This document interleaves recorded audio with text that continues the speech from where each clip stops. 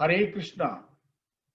भगवत गीता प्रेमी भगवान योगेश्वर कृष्ण के भक्तों को उनके सभी के श्री चरणों में मेरा प्रणाम स्वीकार करें। मैं राम प्रकाश शर्मा पुनः भगवत गीता सहज भावार्थ प्रोग्राम में, जो कि हमारा ये द्वितीय एपिसोड है, भगवत गीता का प्रचार प्रसार करना ही हमारा मुख्य उद्देश्य है, जो कि यूट्यूब, फेसबुक और वेबसाइट के माध्यम से भगवत गीता के प्रचार प्रसार को हम ज्यादा से ज्यादा कैसे बढ़ाएं और अपने गीता प्रेमियों को की शंकाओं को, उनके प्रश्नों का उत्तर के माध्यम से अध्याय वाइज हम उनके शंकाओं का निवारण और उसके हेतु आज हम दूसरे अध्याय से संबंधित जो आपकी प्रश्न हैं उनको लेकर के उपस्थित हुए हैं। अभी थोड़ी देर में हमारे बीच में भगवत गीता के मर्मज्ञ हमारे गुरु श्री भूपेंद्र जी तायल साहब आपके बीच में जुड़ेंगे, जो आपकी और हमारी समस्त शंकाओं को, जो अध्याय से संबंधित हैं, दूसरा अध्याय, उससे संबंधित समस्त शंकाओं और प्रश्नों का बहुत सहजता से आपको जवाब देंगे। हरे कृष्णा। हरे कृष्णा सर, आपका बहुत बहुत स्वागत है। हमारे गीता प्रेमी भगवान के भक्त साधक बड़ी बेसब्री से इंतजार कर रहे हैं, आपके मुखारबिंद से उनके संशयों को दूर करने के लिए बहुत आतुर हैं। उसी श्रेणी में मैं आपके समक्ष एक साधक की एक शंका प्रश्न के रूप में पेश करता हूं, दूसरे अध्याय से संबंधित है सर। वो जानना चाहते हैं कि अर्जुन कायरता, नपुंसकता, हृदय की दुर्बलता जैसे शब्द सुनकर भी गुरु द्रोण और भीष्म पितामह के साथ युद्ध न कर भिक्षा का अन्न खाना श्रेष्ठ बताते हैं। तो साधक पूछते हैं कि ऐसा भाव उनके अंदर क्यों आया, ऐसा क्यों कहा अर्जुन ने? कृपया इस संशय का निवारण करें। आप सब गीता प्रेमियों को मेरा दंडवत प्रणाम। बड़ा ही सुंदर प्रश्न आया है और दूसरे अध्याय के शुरू में ही श्री कृष्ण ने कहा है, कुतस्त्वा कश्मलमिदं विस्मय समुपस्थितम अनारे जुष्टे मा स्वर्गे मा कीर्ति करो मा अर्जुना। अर्थात कि तुझ में इस विषम अवसर पर ये मोह कहां से आ गया? ये जो है श्रेष्ठ पुरुषों को शोभा नहीं देता है स्वर्ग। श्री कृष्ण और अगले श्लोक में कहा कि तुम तो नपुंसकता को मत प्राप्त हो। क्लैब्यम स्मागमा पार्थ न तयु पद्यते शुद्रम हृदय दौर्बल्यम त्यक्तोत्तिष्ठ परंतपा। तो इस हृदय की शुद्र दुर्बलता को त्याग कर युद्ध के लिए, अर्थात अपने कर्तव्य पालन के लिए तू खड़ा हो जा। तो आपने ये बहुत सही कहा कि ऐसे शब्दों का प्रयोग करा भगवान ने, और उसके बाद जो है अर्जुन फिर भी गुरु द्रोणाचार्य और भीष्म पितामह के साथ और दूसरे कौरवों के साथ युद्ध करने को तैयार नहीं होता है, क्योंकि वो कहता है कथम भीष्महं संख्ये द्रोणम च मधुसूदना। ये दोनों तो मेरे पूजा के योग्य हैं, भीष्म पितामह और गुरु द्रोणाचार्य। इनके साथ में कैसे युद्ध कर सकता हूं? हमें याद रखना चाहिए कि पहले अध्याय में सब योद्धाओं को अपने स्वजनों के रूप में देखकर अर्जुन मोहित हो गया था, और उस मोहित होने के कारण उसकी बुद्धि उल्टी उल्टी काम कर रही थी। अब वो अपने कर्तव्य कर्मों को समझ ही नहीं पा रहा था, उल्टा सब में उसमें ममता जग गई थी। तो वो और कहता है, गुरु न हत्वा ही मानुभाव श्रेयो भोग तुम भैक्ष्मपीह लोके हत्वात् कामास्तु गुरु ने है भुंजे भोगान रुधिर प्रदिग्धा। तो इन गुरुओं को मारने की अपेक्षा तो मैं भिक्षा का अन्न खाना श्रेष्ठ समझता हूं। तो क्योंकि वो मोहित अवस्था में चला गया था गलत ममता के कारण, इसी के कारण ये उल्टी उल्टी बातें वो कह रहा था। बहुत सुंदर सर, बहुत सुंदर। दरअसल में यही बात है कि जब हम मोह ममता के कारण अपने कर्तव्यों को उससे जोड़ लेते हैं तो हमें ऐसी अवस्था पैदा हो जाती है जो अर्जुन की भी थी। आपने बहुत सुंदर और सरलता से शंका का निवारण किया है। मैं आपको बहुत साधुवाद देता हूं। अब मैं अगले प्रश्न की तरफ चलता हूं सर।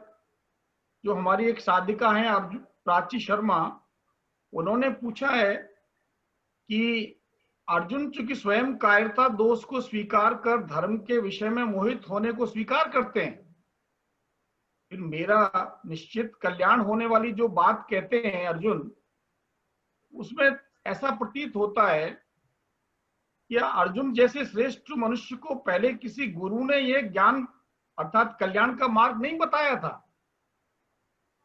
जबकि अर्जुन। हाँ बहुत जी, सुंदर प्रश्न है।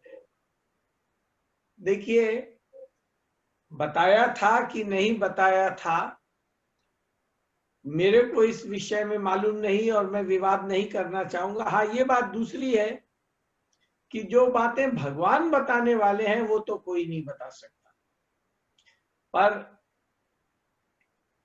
वास्तव में चीज ये है कि ममता ना करें ऐसा सुन लेना पर्याप्त नहीं होता। ममता को छोड़ने के लिए अभ्यास की आवश्यकता नहीं है। अभ्यास से ममता नहीं छूटती है, अपितु ये स्वीकार करके कि ममता करना गलत, ममता करना बहुत गलत है और इसके परिणाम बड़े भयंकर होते हैं, तो हम इस प्रकार से अपनी मान्यता को बना ले, पहले की मान्यता को हटाकर इस मान्यता को बदल दें। और इसके लिए जो वातावरण था वो अर्जुन के अंदर पहले से ही बड़ा अनुकूल हो चुका था। उसके अंदर कल्याण की इच्छा पैदा हो गई थी।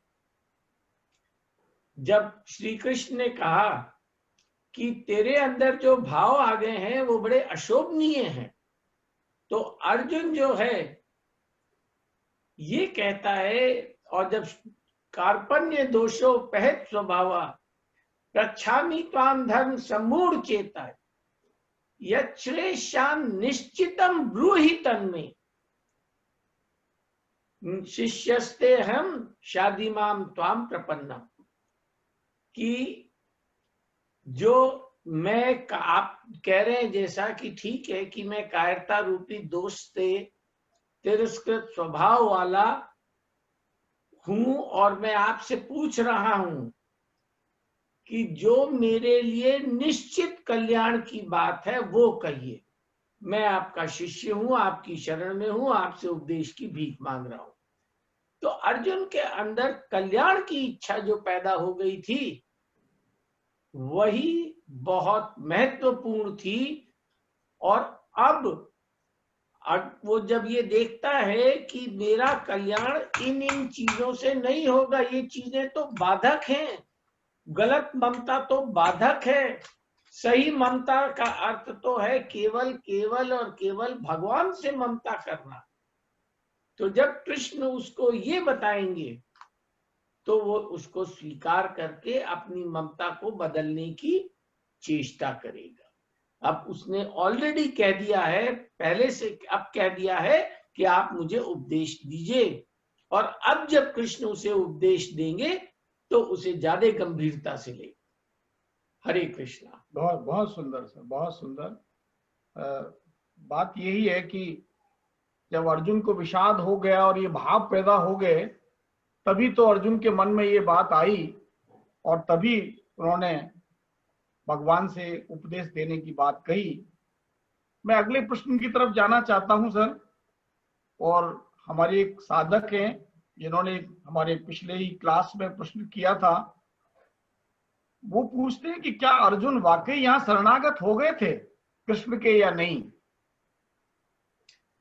हाँ, इसमें कहा तो उन्होंने ये है, पर वास्तव में शरणागत नहीं हुए थे, क्योंकि शरणागत अपनी तरफ से ये नहीं बता सकता है कि गुरु उसको इस तरह का उपदेश दे या उससे कहें कुएं में कूद जाओ या कोने में जाके खड़े हो जाओ।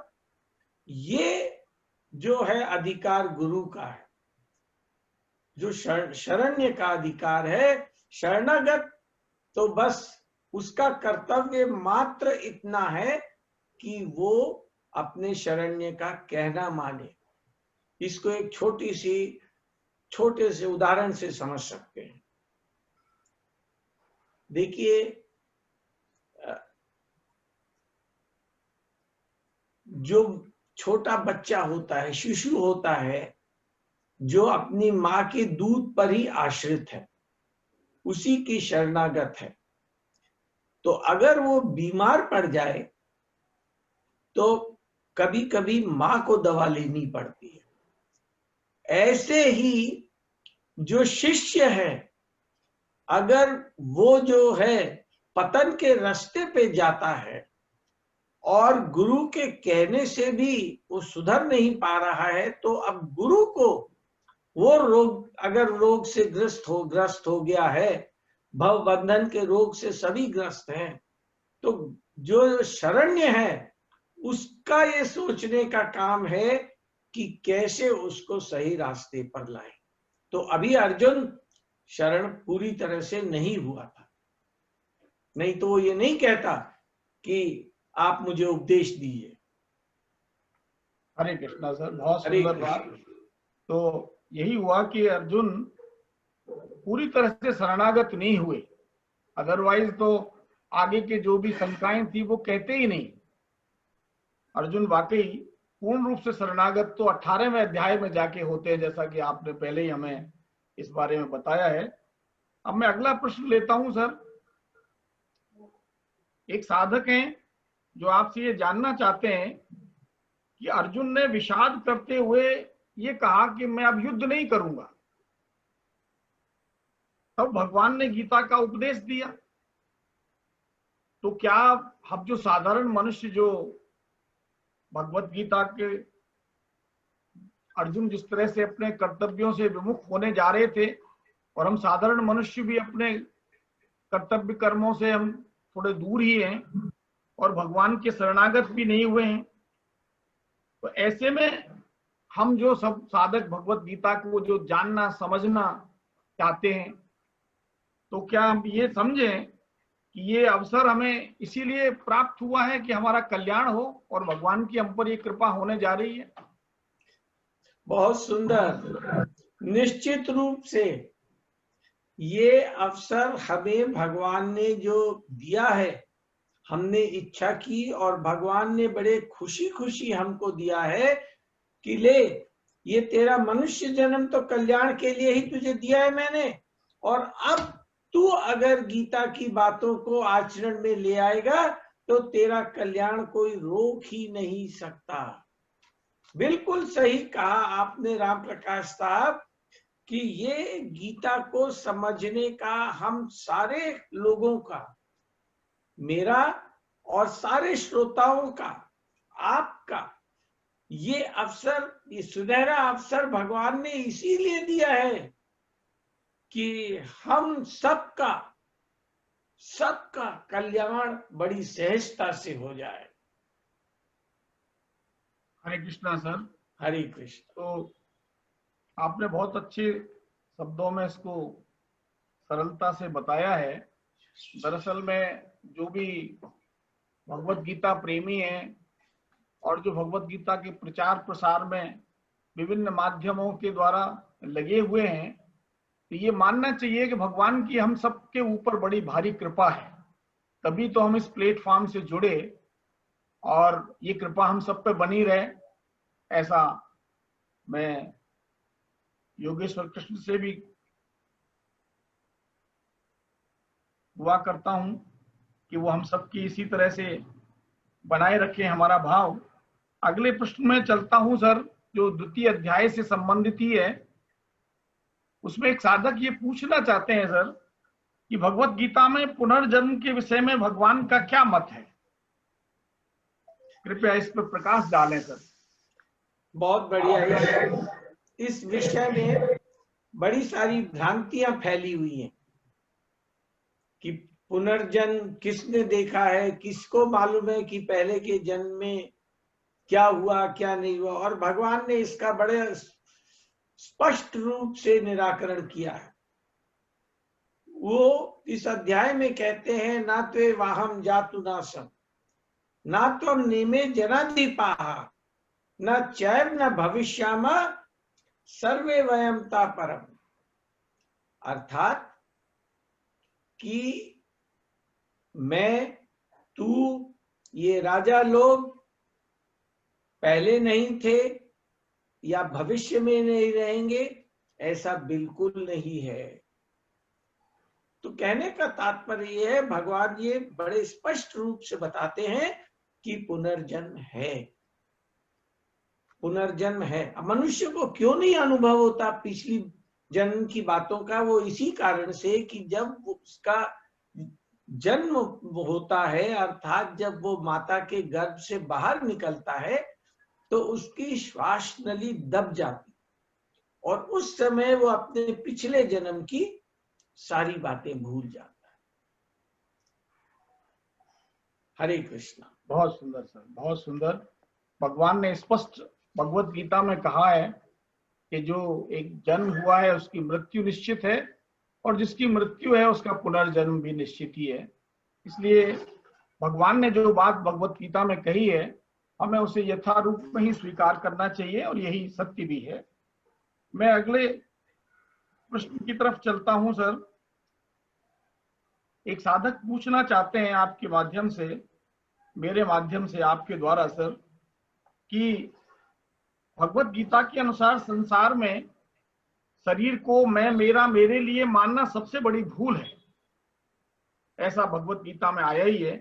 इस भूल को कैसे मिटाएं, जबकि सारे काम तो संसार में शरीर को लेकर के ही होते हैं? तो इस भूल को कैसे मिटाएं, कृपया थोड़ा प्रकाश डालें। और ये प्राय सब साधकों की ये भ्रम रहता ही है कि जो कुछ भी संसार में है तो शरीर को लेकर के ही, तो इस मैं मेरेपन को कैसे मिटाएं? बहुत सुंदर प्रश्न है। देखिए, इस भूल को मिटाना इतना आसान नहीं है, वाकई कठिन है, और इसमें अभ्यास काम नहीं करता है। इसमें भी अभ्यास काम नहीं करता है। इसमें इस सच्चाई को जान लेने के बाद अपनी मान्यता को बदलना पड़ता है। तो पहले इसको ये सच्चाई है, इसको स्वीकार करना है कि मेरा शरीर से कोई संबंध नहीं है, मैं शरीर नहीं हूं। एक बार अगर इस बात को स्वीकार कर लिया तो कल्याण निश्चित है, निश्चित है।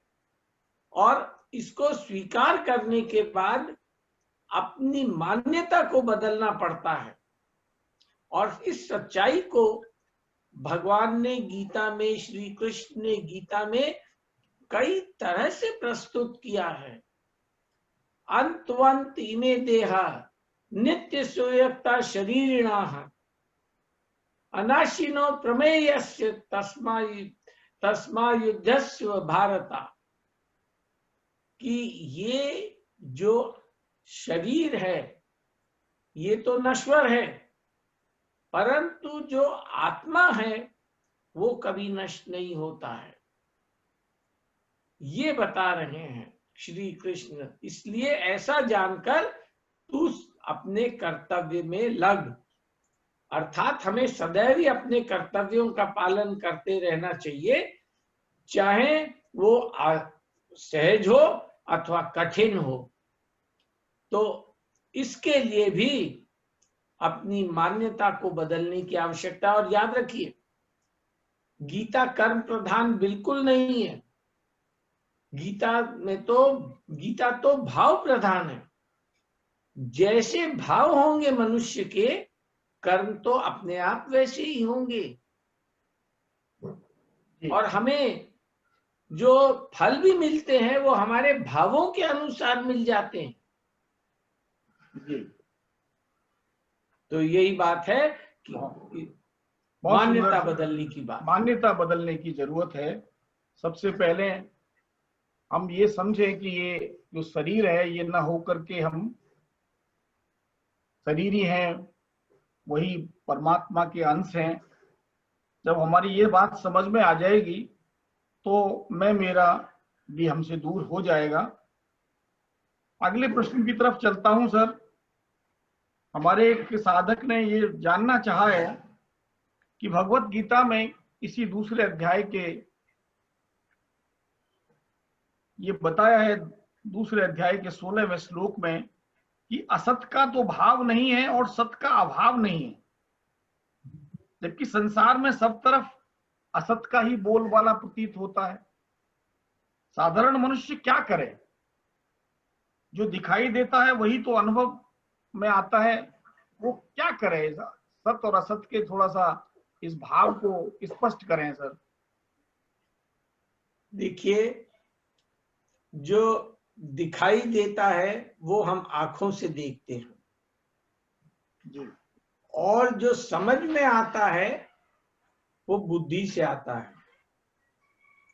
तो आंखें, उनकी शक्ति या बुद्धि की शक्ति बहुत सीमित है, बहुत सीमित है, भ्रमित करने वाली है। और जो सत्य है वो न आंखों से जाना जा सकता है, न बुद्धि से जाना जा सकता है, न मन से जाना जा सकता है, न ही किसी इंद्रिय के द्वारा जाना जा सकता है। सत्य तो जो है वो केवल शब्द प्रमाण से ही जाना जा सकता है। ये बात सही है, तभी तो गीता में भगवान ने जो बात कही है, और ये श्लोक गीता का बड़ा महत्वपूर्ण श्लोक है। ना सतो विद्यते भावो न भावो विद्यते सतः उभयोरपि द्रष्टोन्तस् तन्योस्तत्वदर्शिभा। कि वो कह रहे हैं कि जो तत्वदर्शी महापुरुष हैं उन्होंने दोनों का तत्व जान लिया। तो यहाँ पर भगवान भी ये कहना चाह रहे हैं कि तू शब्द प्रमाण की तरफ देख। तत्वदर्शी महापुरुष जिन्होंने तत्व को जान लिया है, वही तो, उन्हीं की बातों से तो सत्य का पता चलेगा। तो कहते हैं उनकी तरफ देख, ना कि तेरे मन बुद्धि की तरफ देख, ना कि तेरी आंखों और बुद्धि की तरफ देख। तो इसलिए जो बातें भगवान ने गीता में कही हैं, चाहे आपको कैसे भी दिखता हो, दूसरी बातें कितनी ही सुगम दिखती हो, परंतु वो दूसरी बातें तो आपका पतन करेंगी और भगवान की बातें आपका कल्याण करेंगी। बहुत ही सुंदर सर, हरे कृष्णा। दरअसल में हमें भगवान ने जो बातें कही हैं उनका एज इट इज अनुसरण करना है, और हमारे नजदीक जो तत्वदर्शी महापुरुष हैं, भगवान के शुद्ध भक्त हैं, उनके आचरण का अनुसरण करना है। तभी हम सत्य को ढंग से देख पाएंगे, पहचान पाएंगे, अनुभव कर पाएंगे। मैं अगले प्रश्न की तरफ जाता हूं सर, जिसमें दूसरे अध्याय में भी जिस देही, उस शरीरी आत्मा को अविनाशी कहा है, लेकिन कहते हैं कि ये किसी ने देखा है क्या? ऐसे प्रश्न आते हैं कि जो अविनाशी देही शरीरी आत्मा है, ये किसी ने देखा है क्या इनको? फिर इस बात को हम कैसे माने कि ये शरीरी आत्मा, इसको कैसे अनुभव में लाएं? ऐसा शंका व्यक्त करी एक साधक ने। कृपया इस पर थोड़ा सा प्रकाश डालें सर। मनुष्य जो है, आपका प्रश्न बड़ा ही सुंदर है ये। और मनुष्य जो है वो ज्ञानेंद्रियों के द्वारा ज्ञान प्राप्त करने की कोशिश करता है और अपने ज्ञान को वहीं तक सीमित रखता है। देखने को वो बहुत महत्वपूर्ण मानता है, चखने को बहुत महत्वपूर्ण मानता है, जो आवाज सुनी है उससे ज्ञान प्राप्त करने को वो बहुत महत्वपूर्ण मानता है। परंतु देखिए, ये भ्रमित करने वाले ज्ञान हैं, इनसे सत्य का पता नहीं लग सकता, जैसा कि हमने पिछले श्लोक में, पिछले प्रश्न के उसमें कहा था। जी देखिए, दिखने वाला तो ये शरीर होता है, और जितनी ऊर्जा इसकी है, या इस तरह से ले लें, कोई भी पदार्थ है, उस पदार्थ की जितनी ऊर्जा होती है उससे बहुत ज्यादा ऊर्जा होती है उस पदार्थ के एक एटम में। बिल्कुल बिल्कुल, है ना, तभी तो एटॉमिक बॉम्ब्स बनाए जाते हैं। जी इसी तरह से इस दिखने वाले शरीर की जितनी ऊर्जा होती है उससे बहुत ज्यादा ऊर्जा होती है आत्मा की। आत्मा की ऊर्जा से ही ये शरीर काम करता है, उल्टा नहीं है। जी।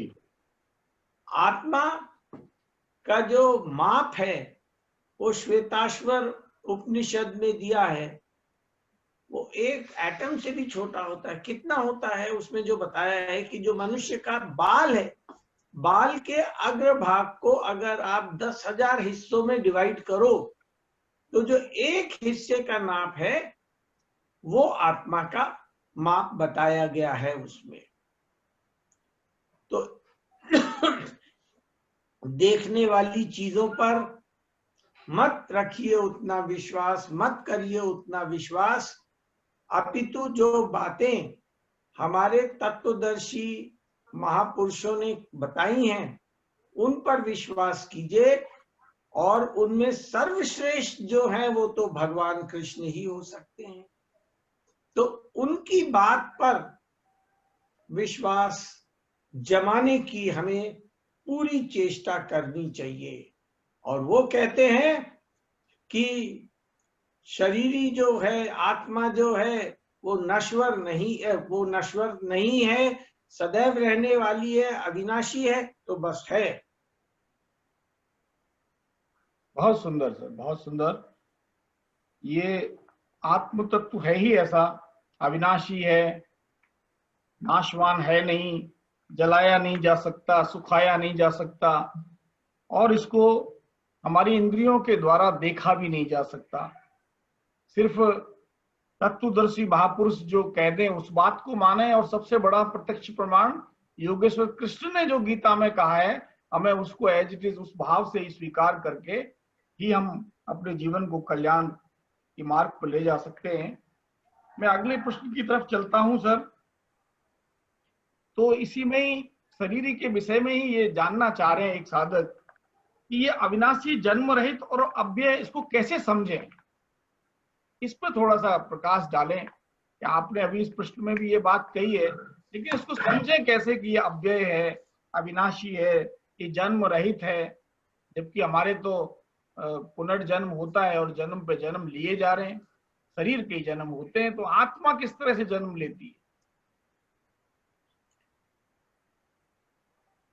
बहुत ही बढ़िया प्रश्न किया है। देखिए, ये प्रश्न जो ऐसे हैं कि जिनको हम अपनी बुद्धि से नहीं समझ सकते, केवल कृष्ण की बात, कृष्ण ने ही इस विषय में जो इतना बढ़िया प्रकाश डाला है कि सहजता से ये समझ में आती है। तो आपने आखिर में क्या कहा कि आत्मा अव्यय कैसे माने कि आत्मा अव्यय है, जन्म रहित है? बिल्कुल, उसका सबसे बड़ा कारण ये है, सबसे बड़ा कारण ये है कि भगवान श्री कृष्ण ने कहा है, नैनम छिंदन्ति शस्त्राणि नैनम दहति पावका न चैनम क्लेदयन्त्यापो न शोष्यति मारुता। इसको शस्त्र नहीं नष्ट कर सकते, अग्नि नहीं जला सकती, और वायु, जल इसको गीला नहीं कर सकता, वायु इसको सुखा नहीं सकती। अच्छेद्यो यामा दायो यामा क्लेद्यो यामा शोष्यति मारुता। ऐसा नहीं है कि शस्त्र ही नहीं इसको काट सकते, ये तो अच्छेद्य है, काटा ही नहीं जा सकता, जलाया ही नहीं जा सकता, गीला ही नहीं किया जा सकता, सुखाया ही नहीं जा सकता।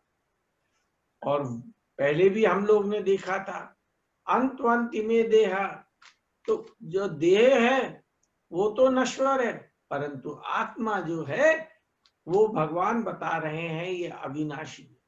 अब उनसे बड़ा भी कोई शब्द प्रमाण हो सकता है क्या? बहुत सारे इस विषय में उन्होंने श्लोक कहे हैं, और जिसमें स्पष्ट रूप से बताया है कि आत्मा जो है वो अविनाशी है, वो जन्म नहीं लेती है, ये जन्म रहित है। तो इस बात पे अब देखिए, जो चीज दिखती नहीं है उसको आप आंखों से तो देख नहीं सकते, और यहां तक भगवान ने कहा है कि अचिंत्यो यामा विकार्यो याम, ये चिंतन का विषय भी नहीं है कि आप इसमें तर्क करें अपनी बुद्धि से। तो भगवान कहते हैं चिंतन का विषय नहीं है। तो इसलिए आप जो है इसको बुद्धि से नहीं जान सकते, नहीं जान सकते, नहीं जान सकते, केवल कृष्ण की बातों से ही इसको, कृष्ण की बातों को मानकर ही इसको जान सकते। हरे कृष्णा सर। हरे कृष्ण। हमारे समस्त साधकों और भगवान के भक्तों, भगवत गीता को निरंतर अध्ययनरत हमारे समस्त साधकों की जो शंकाओं का निवारण किया है, वो समस्त साधक आपको बहुत साधुवाद देते हैं। और इससे संबंधित आप सब साधकों को, श्रोताओं को मैं एक निवेदन ये करना चाहता हूं कि इस प्रोग्राम से संबंधित, प्रश्नों से संबंधित आपकी अन्य कोई शंकाएं हो, उन्हें आप जो है दूसरे अध्याय से संबंधित चूंकि चल रही है, उससे संबंधित आप जो भी है वो बॉक्स में उनको प्रेषित करें। उनका हम समाधान इसी तरह से इस माध्यम से आगे भी करते रहेंगे। धन्यवाद। हरे कृष्ण। हरे कृष्ण। हरे कृष्ण। हरे कृष्ण।